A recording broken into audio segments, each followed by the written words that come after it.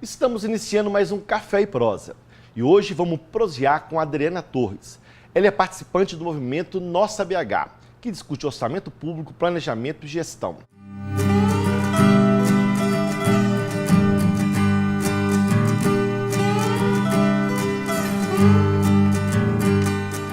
Adriana, muito obrigado pela sua presença. Vou te servir um cafezinho para a gente prosear um pouquinho e conversar um pouco sobre o movimento Nossa BH.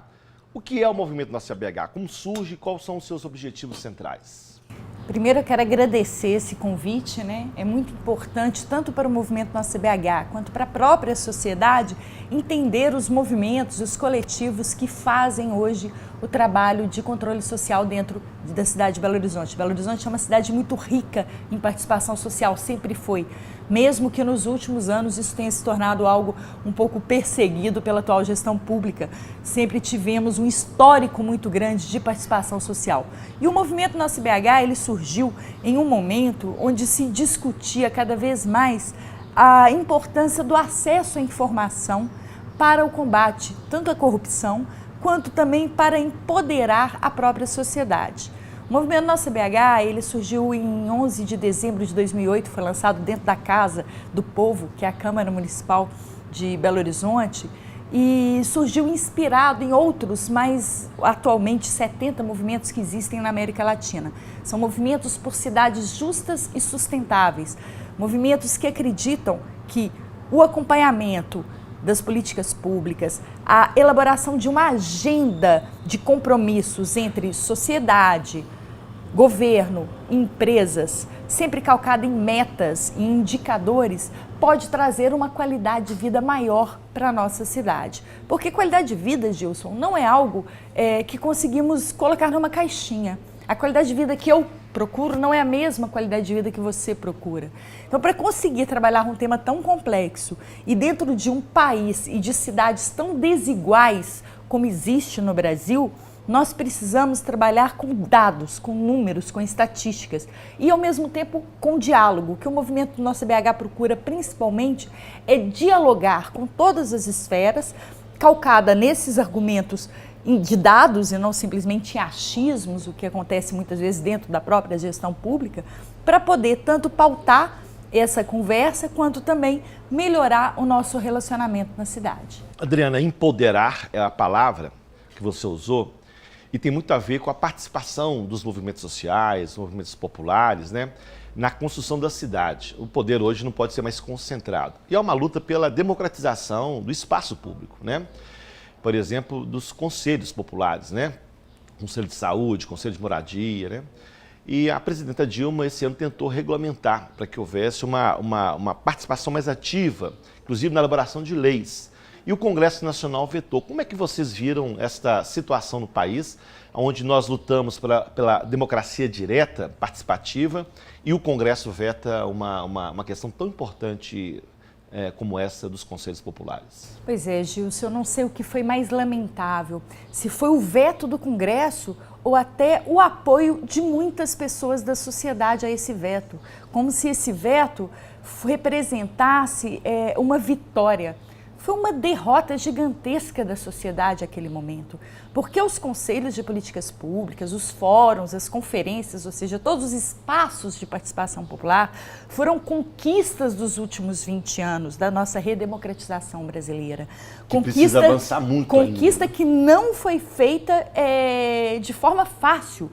Houve muita pressão dos movimentos populares, houve muita briga, muita discussão para chegarmos até onde chegamos. Para se ter uma ideia, a Política Nacional de Resíduos Sólidos, que hoje é a base das diretrizes de uma das políticas mais importantes brasileiras, demorou 20 anos sendo discutida no Congresso e foram os próprios catadores que escreveram. Isso é democracia participativa, é empoderar os principais atores daquelas políticas, porque eles são a base, são eles que sabem o que realmente é necessário naquela área. Quando nós temos médicos, quando nós temos crianças, quando temos idosos participando desses espaços, eles estão trazendo credibilidade para a política, eles estão trazendo credibilidade para as tomadas de decisão.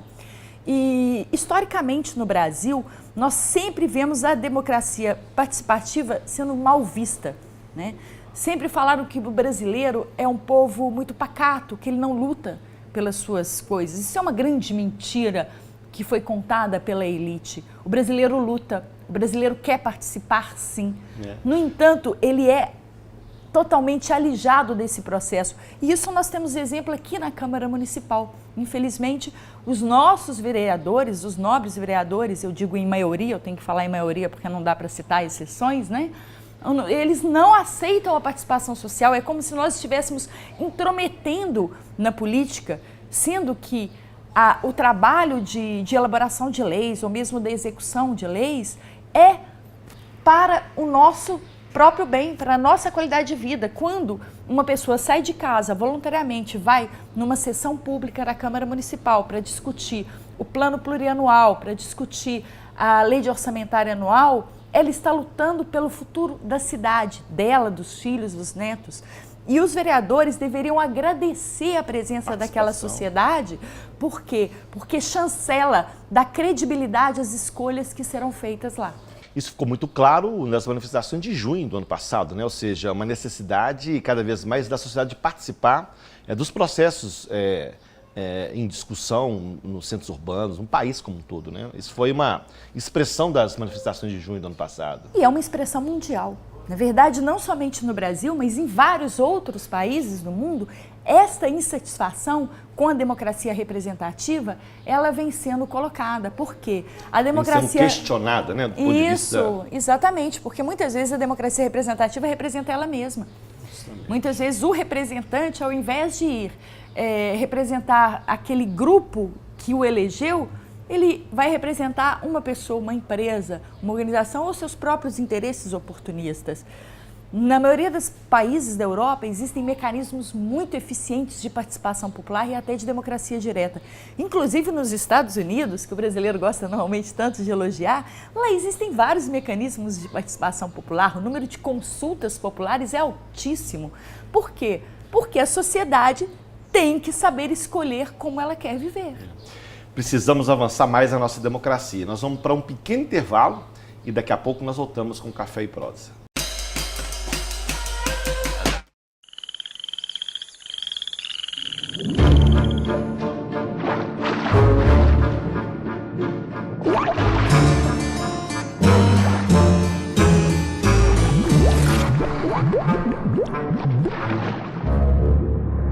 As drogas são uma armadilha. Você sabe disso.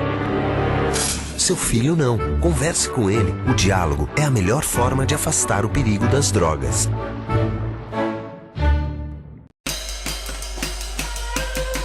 Estamos voltando com Café e Prosa.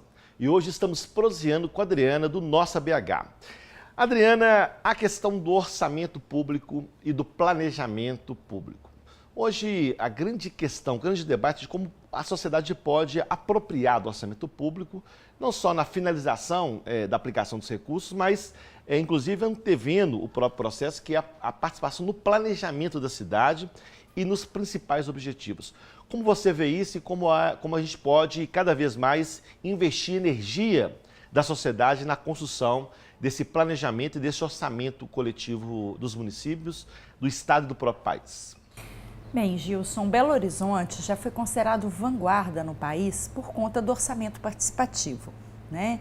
Assim como Porto Alegre, Belo Horizonte há muitos anos instituiu o orçamento participativo aqui na cidade para iniciar esse processo de discussão participativa com a sociedade. E foram anos de acertos, de erros, de tentativas para chegar em um modelo melhor, né? E o mais importante desse processo foi exatamente a qualificação da sociedade para essa participação, que foi melhorando ao longo dos anos. Bem, chegamos num momento em que era preciso avançar. O orçamento participativo, ele ainda é muito pouco para considerar como uma verdadeira participação social.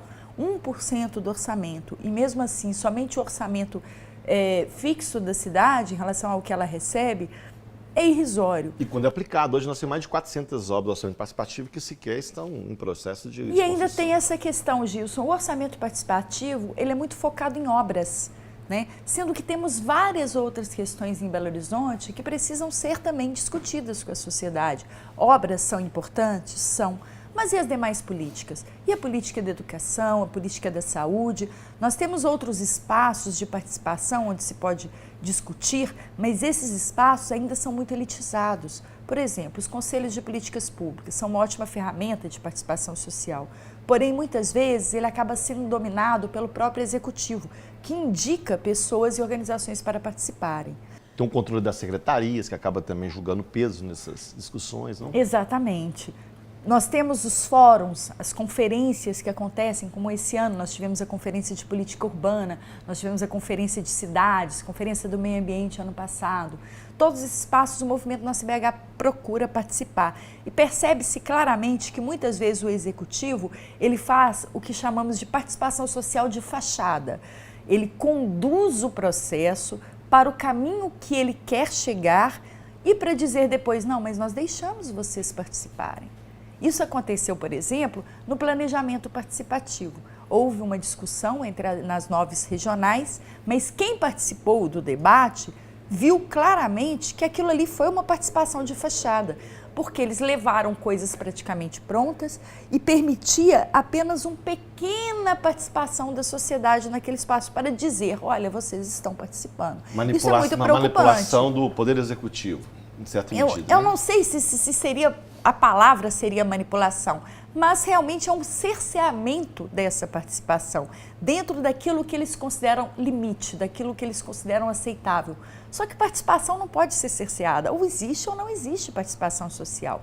Uma meia participação social não é participação social. Adriana, você considera então que no último período Belo Horizonte teve um retrocesso nessa questão da participação e da influência dos movimentos no sentido da construção do orçamento? Você Sem dúvida alguma, os últimos 5 anos, 6 anos, nós tivemos um retrocesso tremendo na participação social na cidade.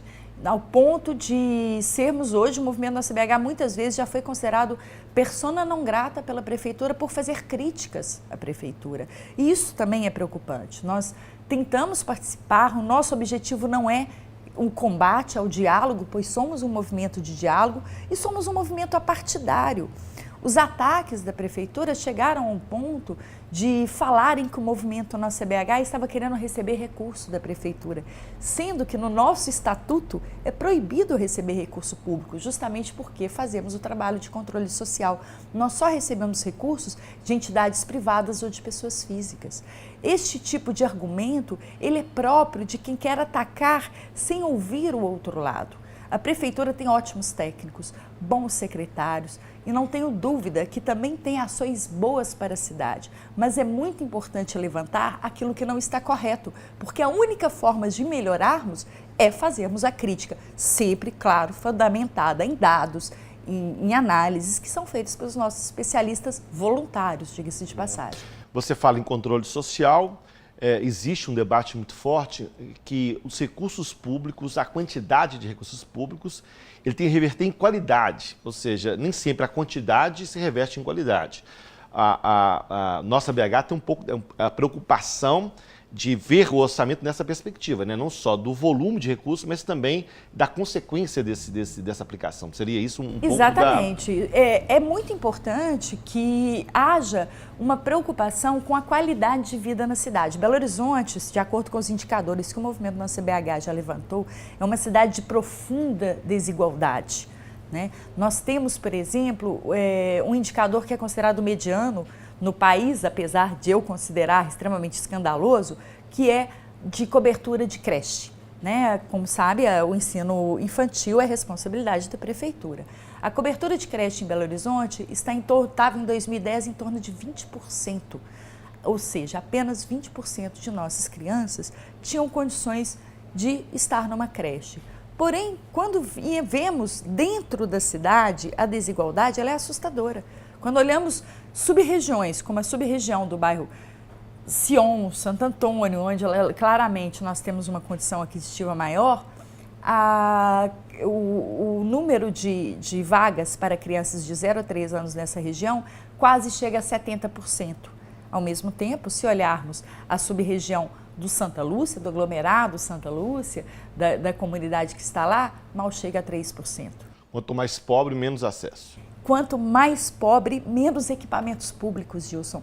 E isso é realmente muito preocupante, porque quem mais precisa não tem acesso. Ora bolas, uma mãe que hoje não tem como deixar a sua criança para um trabalho digno, para um trabalho que é extremamente importante, porque, veja bem, cresce cada vez mais mulheres que são responsáveis pela família, porque o marido abandonou, porque o marido ele tem algum problema, tem algum problema de saúde. Aquela mulher, ela não tem com quem deixar o filho, muitas vezes acaba deixando na rua, com a avó, com o tio, e não é culpa daquela mãe, ela precisa sustentar uma família. Aquela criança, ela se torna um alvo fácil de um traficante, para que ele possa fazer o trabalho. E aí, amanhã tem a sociedade cobrando uma redução da maioridade penal, tem uma sociedade cobrando que aquela criança é um bandido. E quem criou aquela marginalidade foi o Estado. Foi o próprio Estado, foi o próprio poder público. E isso sim deveria ser criminalizado. Nós fizemos o levantamento agora, 16 mil crianças se inscreveram para acessar essas creches, não foram recepcionadas por falta de vagas. Adriana, nós estamos chegando ao final do nosso programa, é muito rápido. Como é que as pessoas podem participar do Nossa BH, contribuir? Como é que é isso? É um movimento aberto? Como é que as pessoas participam desse movimento? Sim, o movimento Nossa BH é aberto. O movimento Nossa BH, ele hoje está com poucos voluntários, justamente porque como ele faz um trabalho um pouco mais qualificado, algumas pessoas se assustam. Mas eu entrei no movimento Nossa BH quando ele surgiu há 6 anos atrás e não sabia nada disso. Isso foi um aprendizado. E todos podem contribuir de acordo com o que sabe hoje. O aprendizado ele é diário. Se quiserem participar, por favor, entrem em contato pelo comunica@nossabh.org.br e nós entraremos em contato para explicar como que é esse processo. Muito bem. Adriana, muito obrigado pelo papo. É um papo rápido, mas com certeza nós teremos outras possibilidades de conversar. Muito obrigado. Obrigada, Gilson. Estamos encerrando mais um Café e Prosa. Se você quiser participar, mande e-mail para o endereço abaixo e até um próximo programa.